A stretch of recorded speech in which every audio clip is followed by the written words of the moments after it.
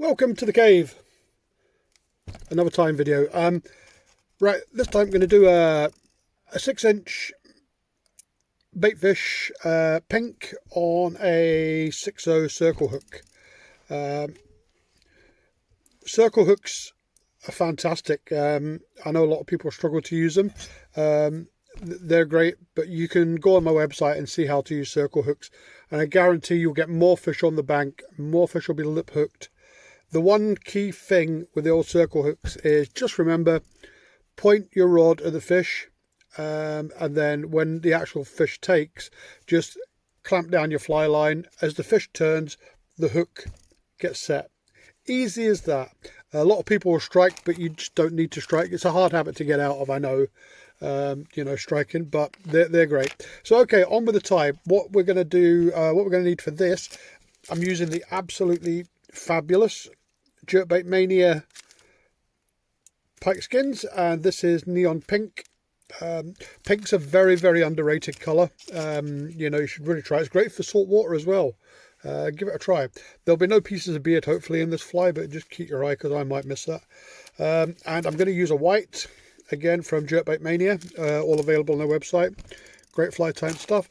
I'm going to use some crystal mother of pearl, like Angelina fibre. This has lovely little bits of neon in it.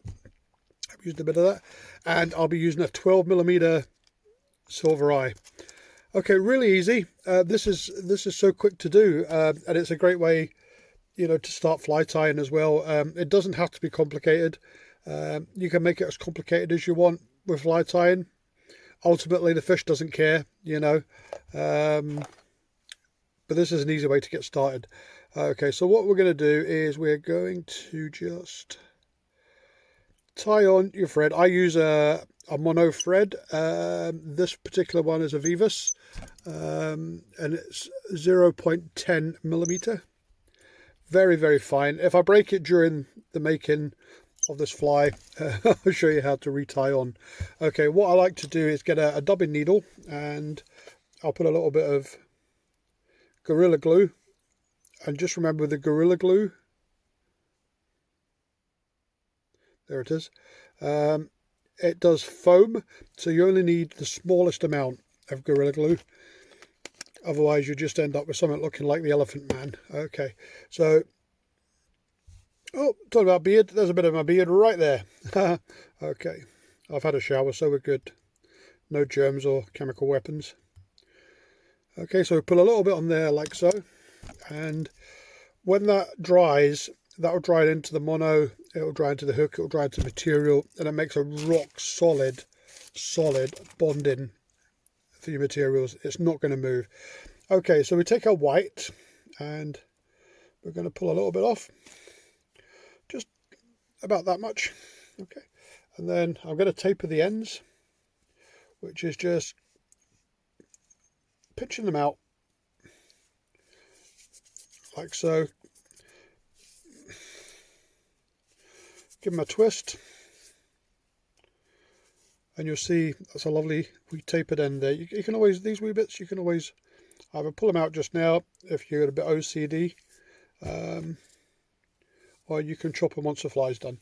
Right, what we do now, we're going to measure that against the hook. So that is going to be, yeah, it's about 6 inches, that, which is what I wanted. And we're going to tie that on. As you're tying on, just gently push it around the hook, and that way the material spreads evenly. Come down just a little bit back, and then bring it back forward like so. Okay, and there we have the first piece on. So what we're going to do now is we're going to add some crystal flash. Again, there's many companies do this stuff. JBM do it also, and they've got it in really, really nice packs on their website. Okay, so we put that on just on the top there. Again, just push it round past the hook. Can you see that? Like so. So it spreads around, and a couple of wraps like so. Okay, so I'll just move that over a little bit, see the next part. So we're just spreading that, so we're looking for an even amount on each side, and then we get the old Protojawn, and then we're going to push that back, kind of like hollow tie, like so. Oops, move that forward a bit.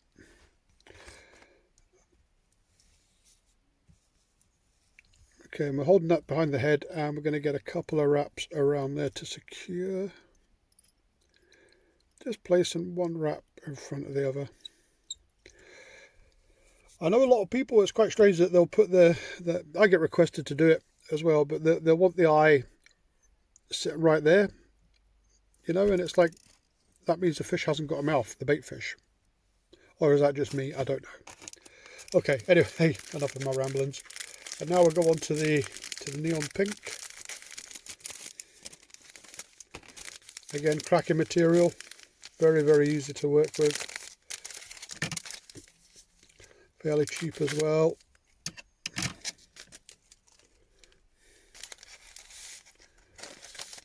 And you get a good sizable amount in a pack. I mean, that's going to do a lot of flies. Again, the biggest problem I see, or the mistake I see in people just starting fly tying, is they actually use too much material. And again, most people will pick out about that amount. Well, what I'm going to do is I'm going to actually half that, like so. And then I'm going to, again, taper.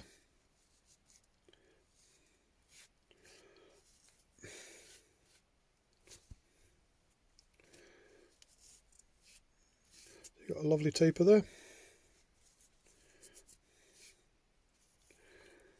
Place that on.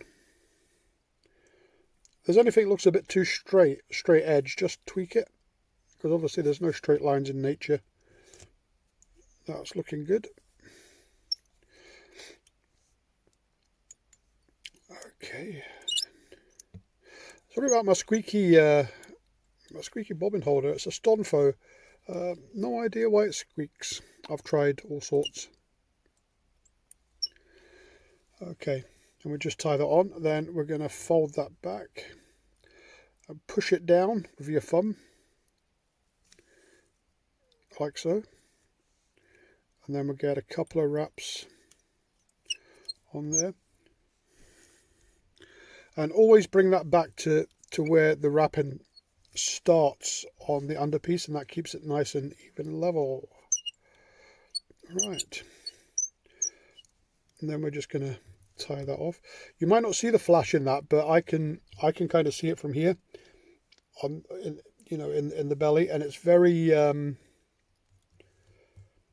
reminiscent of fish flashes in the water. Indeed, when it gets wet, that's actually what it's like. It's actually like, like you see the roach flashing. This is also, this size is actually very, very good on UK canals.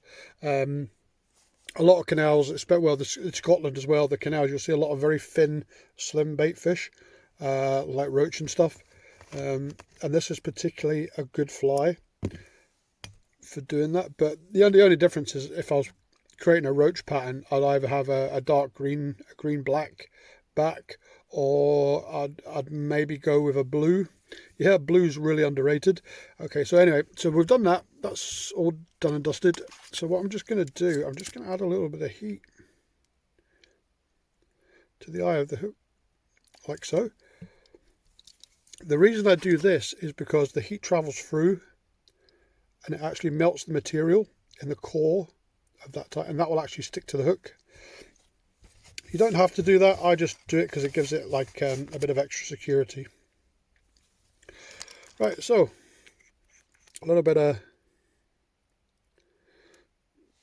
varnish to secure that. Make that a bit bomb-proof. And then we're just going to stick the eyes on. Again, I love the Yoo-hoo. It's a really good glue. Bear in mind, if you're going to put like a coloured collar on this, or a coloured gill plate, like if you were to do that all red, just be aware that this will actually fade a permanent marker. So just be a wee bit careful where you're putting it. So I like to get that right in, if you can see that, right in the material. That dries solid, it gives you a lovely bond. Again, I still use epoxy as well, it just depends on the pattern. And we'll just stick a 12mm eye.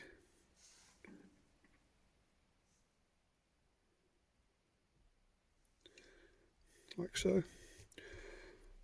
Just match them up the top. And that's it.